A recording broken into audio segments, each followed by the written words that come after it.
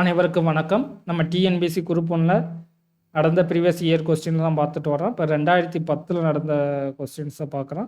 இதில் first question பார்க்குறதுமாக்கு Avogadro எண் என்பது என்ன என்று கேட்டிருக்காங்க. இதுக்கு ஆன்சர் வந்து ஆப்ஷன் பியில் உள்ளது 6.023 × 10⁻23.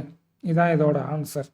அவகாட்ரா எண் என்பது என்னென்னா, அதாவது இதுக்கு டெஃபனிஷன் பார்த்தோமாக்கும், ஒரு மோலில் உள்ள துகள்களின் எண்ணிக்கை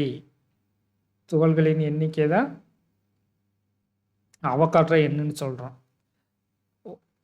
அவகாட்ரா எண்ணோட மதிப்பு, அதோட வேல்யூ எவ்வளோன்னு பார்க்க 6.023 × 10⁻23. இதுக்கு ஆன்சர் தான். இங்கேயும் 23 இருக்கும், இங்கே பவர்லேயும் 23 இருக்கும். இதை நல்லா பார்த்து இந்த ஆப்ஷனை செலக்ட் பண்ணிக்கலாம். இதை ஏன் வச்சுக்கோங்க. அடுத்து நெக்ஸ்ட் கொஸ்டின், பாகுநிலை விசை என்பது எந்த ஒன்றனுக்கு நேர் விகிதத்தில் உள்ளது? பாகுநிலை விசை என்பது கீழ்காணும் எந்த ஒன்றனுக்கு நேர் விகிதத்தில் உள்ளதுன்னா, இதுக்கு ஆன்சர் வந்து ஆப்ஷன் சி, வேகவாட்டத்துக்கு நேர் விகிதத்தில் தான் இந்த பாகுநிலை விசை இருக்கும். பாகுநிலை விசைன்னா பாகியல் விசைன்னா என்னது? ஒரு திரவம் பாயும் பொழுது திரவத்தின் அடுத்தடுத்த அடுக்குகளுக்கு இடையே அவற்றின் சார்பு இயக்கத்தை எதிர்க்கும் வகையில் செயல்படும் விசை தான் இந்த பாகுநிலை விசை. அந்த தண்ணீர், பால், எண்ணெய், தேன், சாக்லேட்டு, இதுகெல்லாம் ஒவ்வொரு பாகுநிலை விசையை கொண்டது. இப்போ அதிக பாகுநிலை விசை கொண்டது என்னென்னா, சாக்லேட் பாகு சொல்லுவோம், குறைஞ்சதுன்னா தண்ணியை சொல்லுவோம், அந்த மாதிரி. இப்போ இந்த பாகுநிலை விசை என்பது கீழ்காணும் எந்த ஒன்றனுக்கு நேர் விகிதத்தில் உள்ளதுன்னா, அது வேக வாட்டத்துக்கு நேர் விகிதத்தில் உள்ளது. அடுத்து நெக்ஸ்ட் கொஸ்டின் வந்து, இந்திய பொருளாதார ஆய்வு அறிக்கையின்படி 2007-08 படி தமிழ்நாட்டின் பிறப்பு விகிதம் கேட்டிருக்காங்க. 2007-08 படி தமிழ்நாட்டின் பிறப்பு விகிதம் பார்த்தோம்னாக்க ஆப்ஷன் ஏ 16.2. இதுதான் இதுக்கு ஆன்சர். இப்போ நம்ம கடைசியாக பார்த்தோம்னாக்க 2011 மக்கள் தொகை கணக்கு இருக்குது.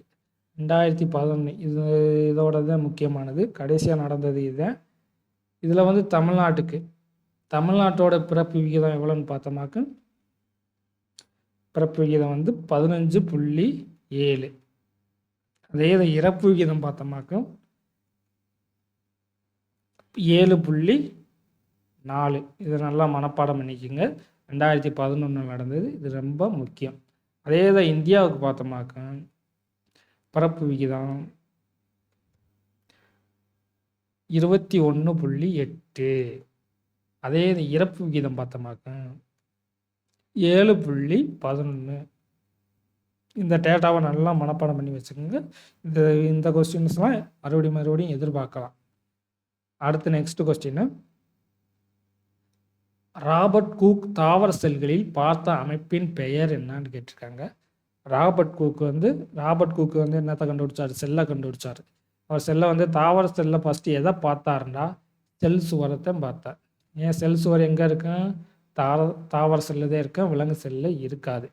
இப்போ ராபர்ட் கூக் தாவர செல்களில் பார்த்த அமைப்பின் பெயர் வந்து செல் சுவர்.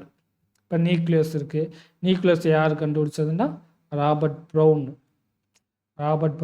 தான், அவர் தான் நியூக்ளியஸை கண்டுபிடிச்சது. அதாவது உட்கருவியை கண்டுபிடிச்சவர் யாருன்னு பார்த்துருப்போம்ல, உட்கருவியை கண்டுபிடிச்சது ராபர்ட் ப்ரௌன். அப்புறம் புரோட்டோபிளாசம், டக்சீட்டுகள், இதெல்லாம் செல்லில் உள்ள மற்ற பொருட்கள். அடுத்து நெக்ஸ்ட் கொஸ்டின் பார்த்தோம்னாக்க, எத்தனை இணை கிரானியல் நரம்புகள் சார்க் மீன் வகையில் உள்ளது? இங்கே சார்க் மீன்னா என்னது? சார்க் மீன்னா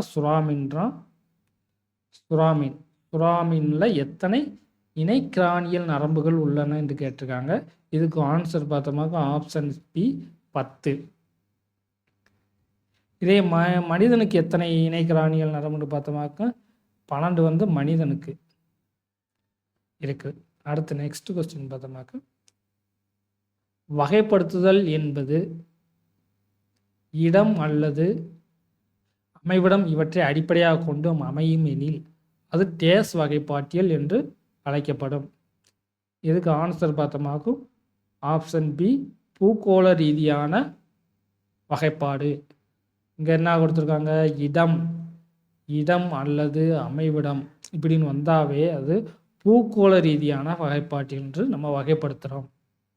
அடுத்து நெக்ஸ்ட் கொஸ்டின் சயின்ஸில் வந்து கேட்டிருக்காங்க. அதாவது K3FeCN6 என்ற அணைவு சேர்மத்தில் Feயின் ஆக்சிஜனேற்ற எண்ணு கேட்டிருக்காங்க. ஆக்சிஜனேற்ற எண்ணு இப்போ கண்டுபிடிக்கிறதுக்கு நம்ம 2 ஆக்சிஜனேற்ற எண்ணு தெரிஞ்சாதே 3வது ஒன்றை கண்டுபிடிக்க முடியும். இப்போ நமக்கு கேண்டா பொட்டாசியம், எஃபின் அயன், சிஎன்னா காப்பர்னீசியம் இது பார்க்குறோம். இப்போ நமக்கு கேவுக்கு தெரியும். கேவோட ஆக்சிஜனேற்ற எண் வந்து +1. அதே தான் சிஎன்னோட ஆக்சிஜனேற்ற எண் வந்து -1. இப்போ இதோட மொத்த சேர்மத்தோட ஆக்சிஜனேற்ற எண்ணுக்கு அதில் வந்து எஃப்இன் ஆக்சிஜனேற்ற எண்ணு கேட்டிருக்காங்க. அப்போ எஃப்இ தான் நம்ம கண்டுபிடிக்கணும். இப்போ கே வந்து 3 இருக்குது. அப்போ 3 × 1. அடுத்து எஃப்இ தான் நமக்கு தெரியாது, அதை அப்படியே வச்சுக்கிறோம். அடுத்து ப்ளஸ்ஸு CN6. இப்போ சிஎன்னோட 6 பெருக்கிறோம். அப்போ சிஎன் வந்து 6 × இங்கே -1 = 0 வரும். இதை சால்வ் பண்ணமாக்க ஆன்சர் வந்துடும். அப்போ 3 + எஃப்இ இதோட இது ப்ளஸ்ஸு இதை பெருக்கணுமாக்க -6 = 0. அப்போ -6ல் 3 வச்சாக்கம் எஃப்இ -3 = 0. அப்போ எஃப்இயோட ஆக்சிஜனேற்ற எண்ணு இந்த -3 இங்கிட்டு வந்துச்சாக்கம் +3.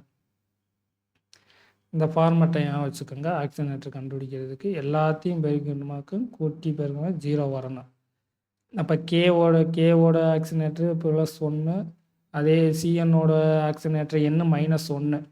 அப்போ எஃப்இயோடது என்னன்னு நம்மகிட்ட கேட்டிருக்காங்க.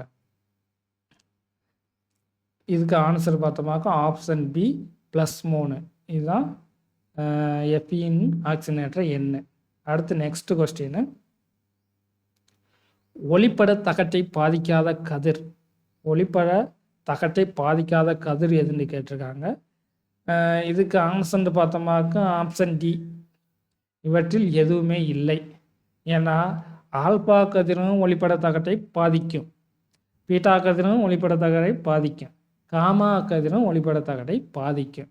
கொஸ்டின் என்ன கேட்டிருக்காங்க, ஒளிப்பட தகட்டை பாதிக்காத கதிர் என்னன்னு தான் கேட்டிருக்காங்க. அப்போ இதுக்கு சரியான ஆப்ஷன் வந்து ஆப்ஷன் டி, இவற்றில் எதுவும் இல்லை. அடுத்து நெக்ஸ்ட் கொஸ்டின்,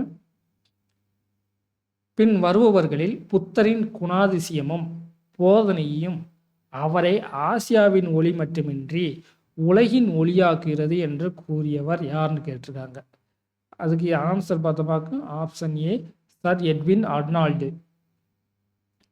இவர் தான் புத்தரின் குணாதிசயமும் போதனையும் அவரை ஆசியாவின் ஒளி மட்டுமின்றி உலகின் ஒளியாக்குகிறது என்று கூறியிருக்கார்.